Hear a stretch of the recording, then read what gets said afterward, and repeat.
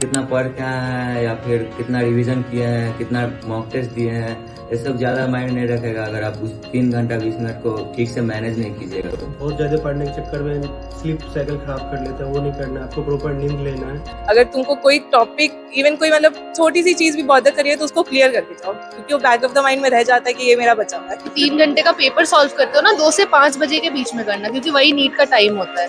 जितना पढ़ना था वो हो गया, अब सिर्फ उसका एग्जीक्यूशन है। Hello, I am first year student at DMCH। सो अभी लास्ट का 10 दिन के अराउंड बचा हुआ है। इसमें फोकस करो, जितना मिस्टेक्स अभी तुम्हारा हुआ है उसको एक बार देखने का, उसको रिकैप करो और ज़्यादा कॉम्प्लिकेट नहीं करना है। अपने प्रेपरेशन को सिंपल रखो। अब तक जितना भी तुम पढ़ रहे हो दैट इज सफिशिएंट। उस पर थोड़ा कॉन्फिडेंस रखो, रिवाइज करो, NCERT को ट्राई करो। एटलीस्ट बायो की line by line reading last के 10 डेज में हो जानी चाहिए। हर चैप्टर का हर एक वर्ड तुमको just as a quick recall types की दिमाग को जस्ट पता चल जाए, हाँ ये लाइन सा सुपरफिशियल रिव्यू मिल जाए। बहुत ऐसे डिटेल में अभी रिविजन करने की जरूरत नहीं है। और जितने भी तुमने फॉर्मूला चार्ट्स बनाए हैं, अब जो भी शॉर्ट नोट्स बना हुआ है ओवर द मतलब लास्ट पीरियड जिसमें मॉक टेस्ट दिए उसमें जो भी किया, उन सबका अभी टाइम है उन सबको रिवीजन करने का। और ज़्यादा अब मॉक टेस्ट पर्सनली हम नहीं दिए थे और हम मतलब बिलीव करते हैं लास्ट के 10 डेज में अब मॉक दे के कुछ ऐसा चेंज नहीं होने वाला। तो जितनी गलती हुई है उसको रिविजिट करना है, कॉन्फिडेंस रखना है और सब कुछ रिवाइज करना है, कुछ नहीं छोड़ना है। इसमें छोटा से छोटा चीज़ जो तुमको लग रहा है कि मे बी तुम्हारा कॉन्फिडेंस उस दिन डिस्टर्ब कर सकता है, वो मे बी आ सकता है। तुमको कोई चीज़ बॉदर कर रहा है कि अच्छा ये topic back of the mind में कि हाँ ये मेरा सही से नहीं किया हुआ है, अगर थोड़ा सा भी है तो उसको कर लो। ये वाला मतलब इवन इफ वो तुम एग्जाम देने से पहले जस्ट उस दिन सुबह उठ के पढ़ रहे हो या पहले पढ़ रहे हो, डजेंट मैटर। अगर तुमको कोई टॉपिक इवन कोई मतलब छोटी सी चीज़ भी बॉदर करिए तो उसको क्लियर करके जाओ, क्योंकि वो बैक ऑफ द माइंड में रह जाता है कि ये मेरा बचा हुआ है या ये हमको थोड़ा नहीं आता या थोड़ा सा उसमें हम उतना कॉन्फिडेंस नहीं है हमको, तो वो चीज़ कर लो। और एग्ज़ाम के दिन भी ज़्यादा कॉम्प्लिकेट करने का नहीं है।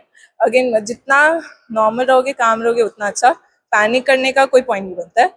और मतलब पैनिक तो हो जाते हैं हम लोग, बट नर्व्स कंट्रोल के जितना ज़्यादा कर सकते हो उतना ही है। पूरा गेम कॉन्फिडेंस का है। जितना पढ़ना था वो हो गया, अब सिर्फ उसका एग्जीक्यूशन है, तो उस पर फोकस करने का और अच्छे से टेस्ट एग्ज़ाम उस टाइम देना है। थोड़ा बहुत इफ़ पेपर थोड़ा टफ आ गया तो उसके अकॉर्डिंग अडेप्ट करना है। तुम किसी सर्टेन स्ट्रैटेजी से अब तक पेपर अटेम्प्ट करते हो कि ये सेक्शन पहले ये सेक्शन बाद में, उस दिन वो वर्क नहीं कर रहा है तो उस टाइम अडेप्ट करो। नीट का एग्जाम पूरा इसी है कि तुम कितना फास्ट अडेप्ट कर रहे हो, कितना क्विक डिसीजन कर रहे हो।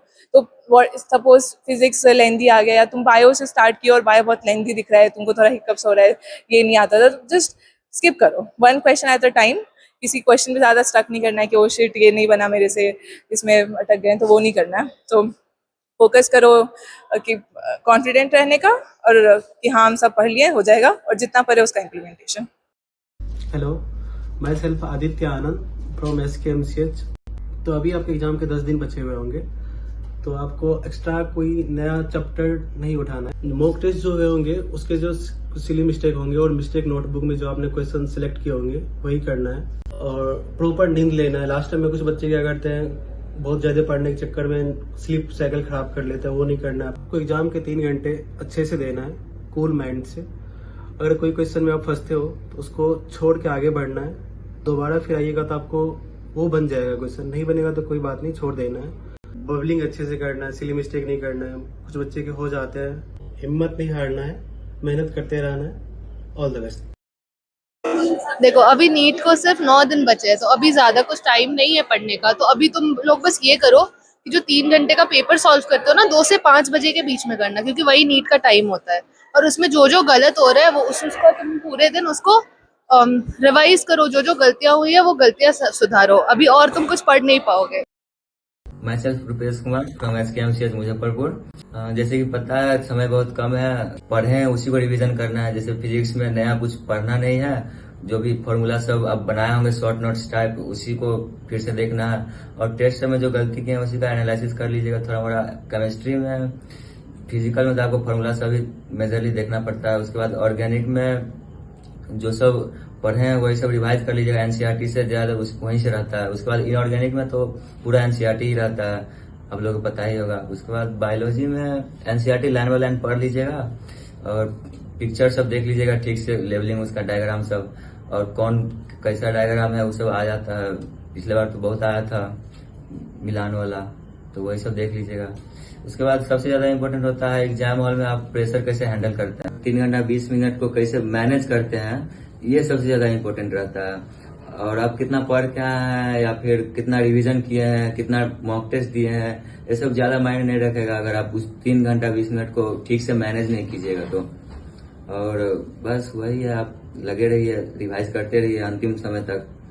Good luck. माना कि ये परीक्षा कोई व्यंग नहीं है, पर नीट की परीक्षा ही तो है, जिंदगी की पहली आखिरी जंग नहीं है।